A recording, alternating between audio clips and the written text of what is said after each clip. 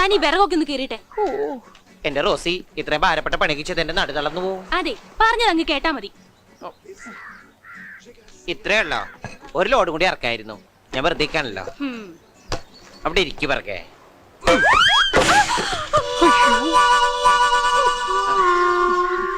ശില്പ ഇതാടോ. കണ്ണൂടെ എനിക്ക് കണ്ണാണ്, പക്ഷെ വിറകിന് കണ്ണില്ലല്ലോ.